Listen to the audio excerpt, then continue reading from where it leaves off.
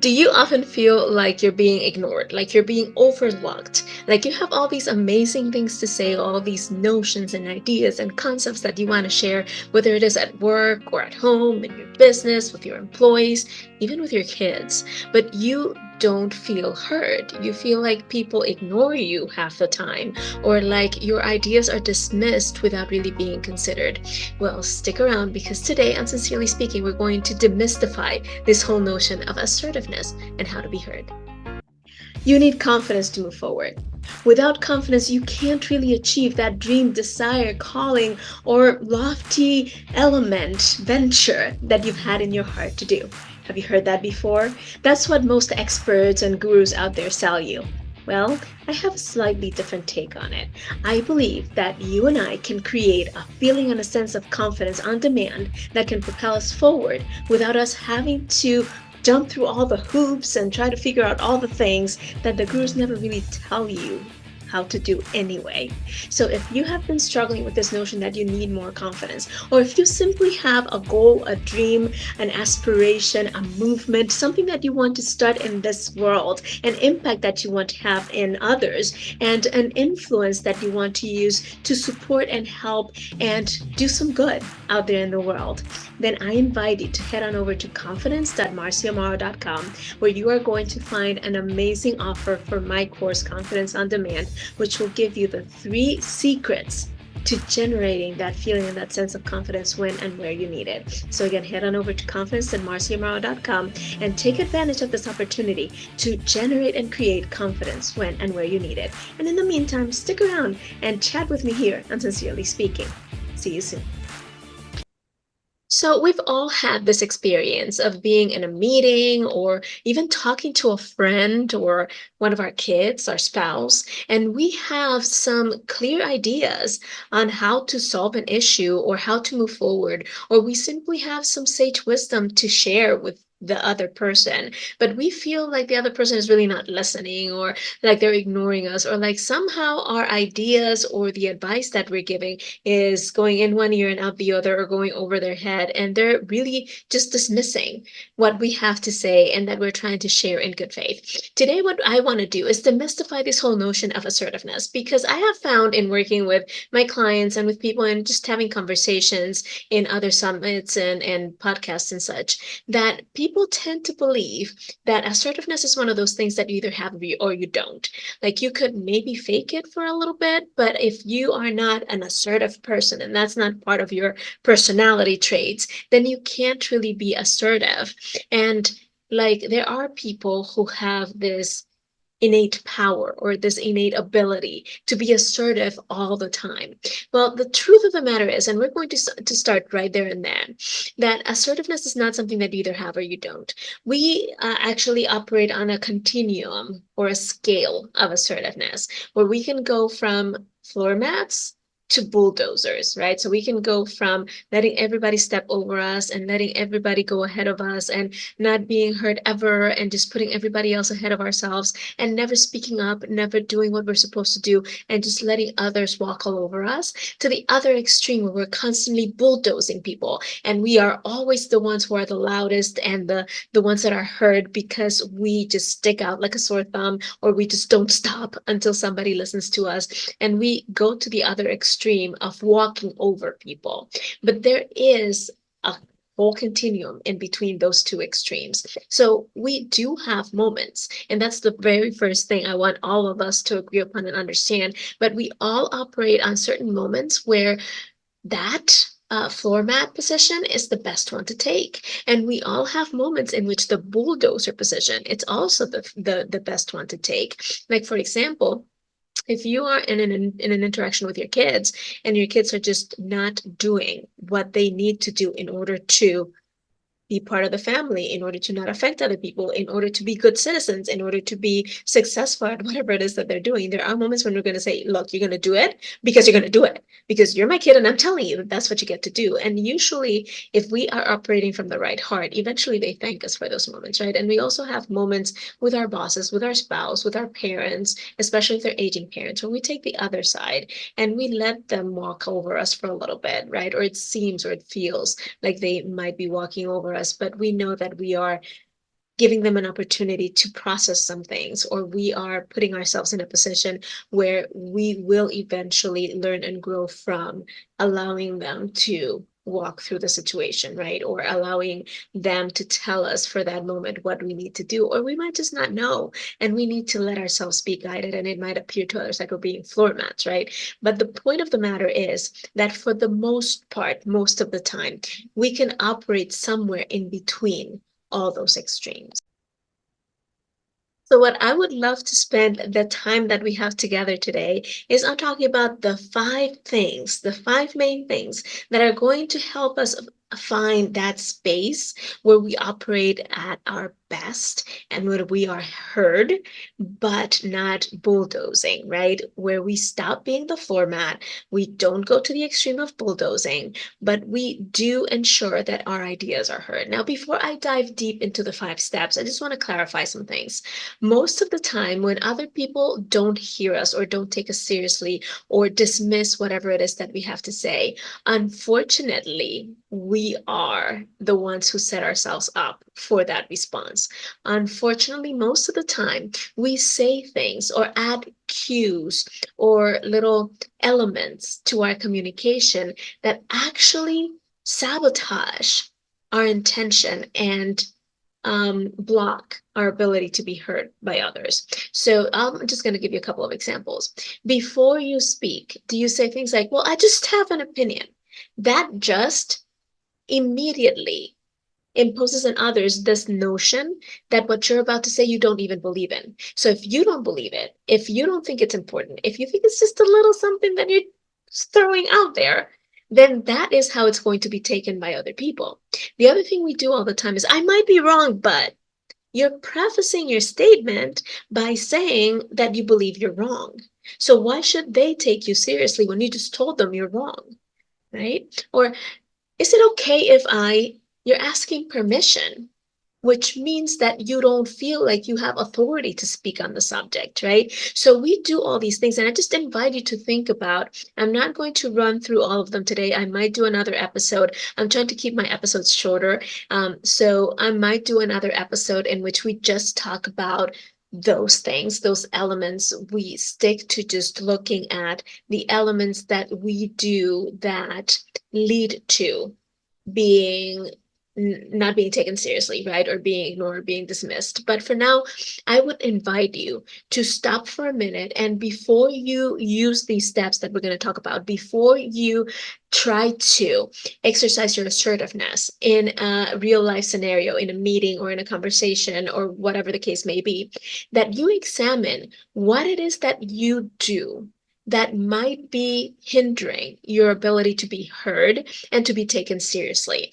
So start looking for those ways in which you frame your contribution, whatever it is that you're going to say, those words that you add in front or behind whatever it is that your statement is, and see if those might not be the culprit that are keeping you from being taken seriously. And I just gave you a few examples, but examine your communication, examine what you say, how you preface what you are contributing to the conversation, and see if you might not be adding some little cues, little words that you think are making it easier for people to hear you, but are actually softening the strength and the power of your communication. All right. So, what are the 5 things that demystify this idea of assertiveness and that allow us to show up more assertively? Well, the first thing is to know yourself, to know what your intention really is, what it is that you're really wanting to say. So clarify your idea in your head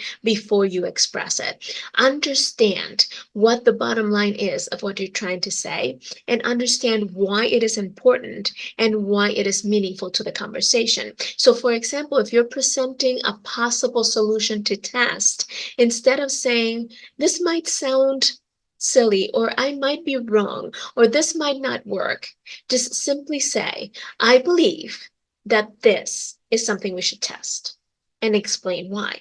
Or I believe that this is a potential solution to this problem, and here's why.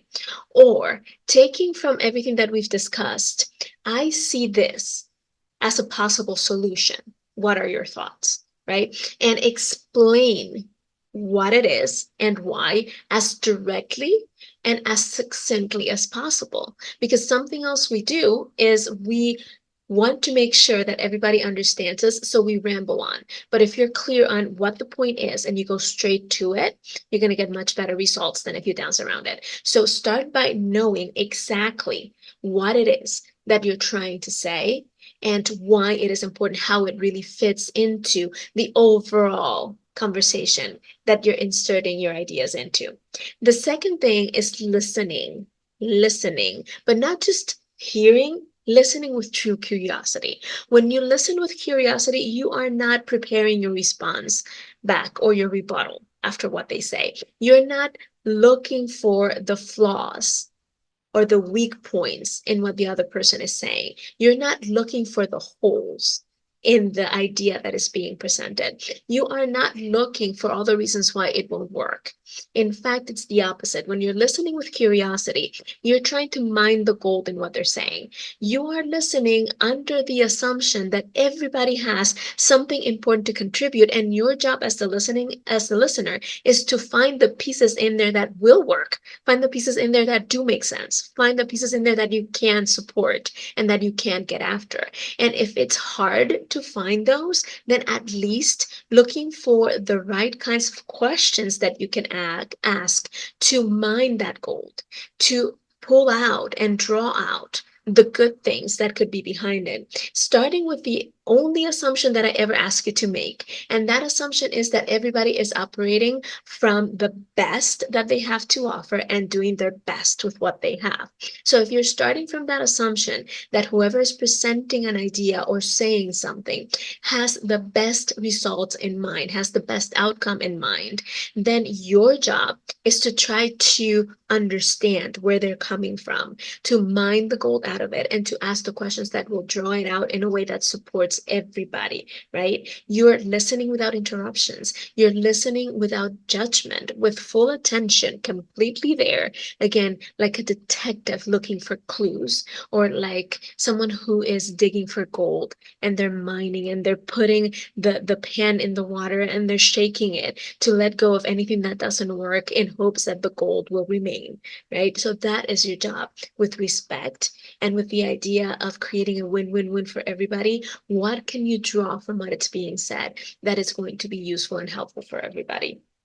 The third one is to, when it's time to say what you're going to say what you mean and mean what you say, and speak directly and without any of this trying to beat around the bush to avoid confrontation, or this coloring things to soften the blow, or this. It's not that you're going to be insensitive, but be direct.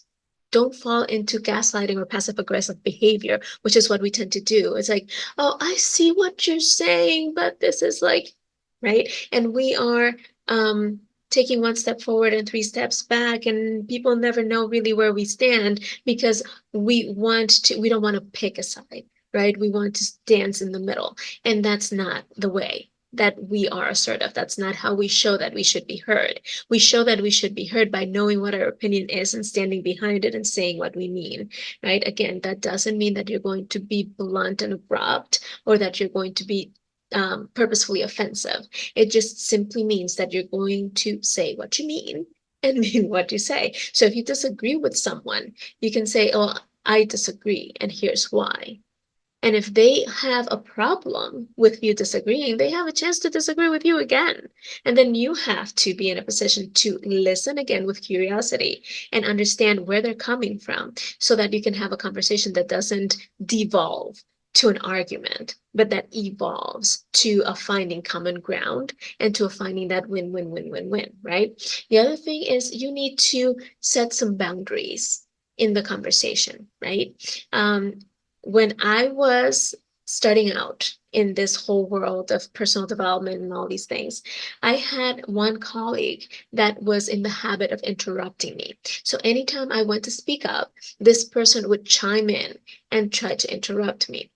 At first, because I thought it was the polite thing to do and it was the right thing to do, when they started talking, I would quiet down. When they started talking, I would stop. But what that did was reinforce the behavior, because what it taught that other person was that once they started speaking up, I would stop. And that's what they wanted, right? So what I started to do was I would finish my thought, whether they were talking or not.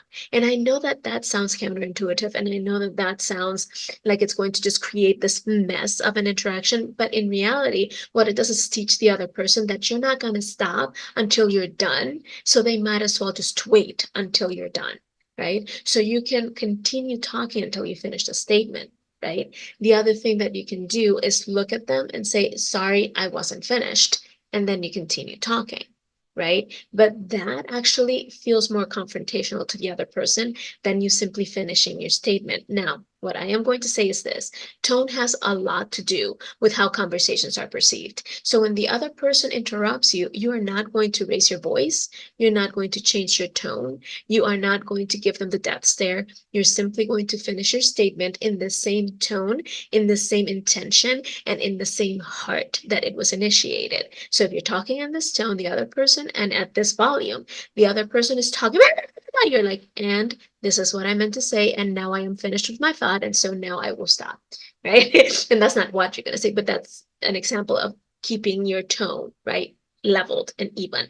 And that is one of the ways in which you set boundaries. You don't let people interrupt you in the same way that you don't interrupt others. And um if the behavior persists, then maybe even have a conversation with that person of, look, I know you have valuable things to say, but so do I. So I would really appreciate it if we could wait until one person is finished before the other one starts talking. And that is going to be really important. The other thing about setting boundaries is you need to learn, as I had to learn, and as I've helped a lot of other people learn, that no is a complete sentence and you get to say it. So if you don't feel comfortable, or if you don't have the time, or if it's not within your purview of whatever it is that you're doing, to do the thing that you're being asked to do, or to give up your space to talk, or to whatever it is that doesn't feel like you should do it, feel free and feel like you have the permission to simply say no. And you don't have to justify yourself. You need to, and you get to, take care of yourself so that you can best support others. And if you don't know how to set clear boundaries with saying no, then that is going to be increasingly harder. The more you learn to say no and make that a complete sentence, you don't have to justify it, you don't have to explain it, you don't have to make up excuses. No is no, period. The more you learn to do that for yourself, the more you're going to feel that ability to speak up assertively bubble up inside of you. Because now you're no longer afraid of what if, or what are they going to say, or you've tested the fact that for the most part, people will respect that no is no, and they will not push. And if they do push, you still don't have to give an explanation. You can simply say, look, it doesn't fit into what I have, so no. And that's it. You don't have to give any more details or any more explanation. And that's all part of setting boundaries. But once you know how to establish the fact that what you need and what is benefiting to you doing your best work gets to be respected, the more people are going to use that, right, and transfer that knowledge and that understanding to other areas, which include listening to you when you speak, right? And the final thing is understand that the best way to create conflict is to not speak up. The best way to create conflict is to not speak up. Silence actually breeds conflict and it breeds misunderstandings. So the best thing that you can do is speak up, speak directly, not beating around the bush, and then be open to working together with others to respectfully taking care of each other in a teamwork kind of situation and environment, to look for the solution that best creates a win-win-win for everybody. Understanding that when there are conflicts that arise, that when there are misunderstandings or disagreements that arise, those are all opportunities to strengthen your relationship with the other people, as long as you stay calm, you listen, you speak out, right? And you stay cool. You're not anticipating the outcome, and you're not looking for the outcome that best serves you. You're looking for the outcome that best serves everybody, right? So it's okay to hear other people's opinions. It's okay to listen to other people's understandings and ideas. But when you do these five things, when you start by knowing yourself and knowing what it is that you want to say, your intention behind it, and why it is important to you, when you learn to listen with curiosity and really look for mining the gold in what the other person has to say, when you learn to speak your mind by saying what you mean and meaning what you say, and not using all of these beating around the bush, passive aggressive things that we tend to do to keep the peace. When you set clear boundaries about not being interrupted, about listening but being heard, and about saying no and not being taken advantage of, and then you start opening yourself up to creating solutions with other people, that is when you see your assertiveness grow. That is when you start creating this environment and then this culture and context around you where everybody is heard and where everybody has an opportunity. And that is where you start seeing the true gold of collaboration take place. Now, I really hope that this has been helpful. And if it has, then I have another invitation for you. Most of the time, when we don't act assertively, we feel like we lack the confidence to do so, or we feel like we lack the ability to stand up for ourselves in other areas of our lives as well. So, how do we start moving away from it? I'm so glad you asked. We start by understanding that you and I, we all have what it takes to create confidence on demand. And that sense and that feeling can follow us in everything that we want to do if we just know the three key secrets to eliminating self-doubt and creating that sense and that feeling of confidence on demand. So go to confidence.marciamorrow.com. My Confidence on Demand course is on sale right now. I don't know for how much longer, but go take advantage of it and see all the beauty that can arise when you know how to generate that sense of confidence when and where you need it. So again, go to confidence.marciamorrow.com and get your copy of the Confidence on Demand course. And in the meantime, share this with other people in your life that you know might find this helpful. And I will see you next time here on Sincerely Speaking.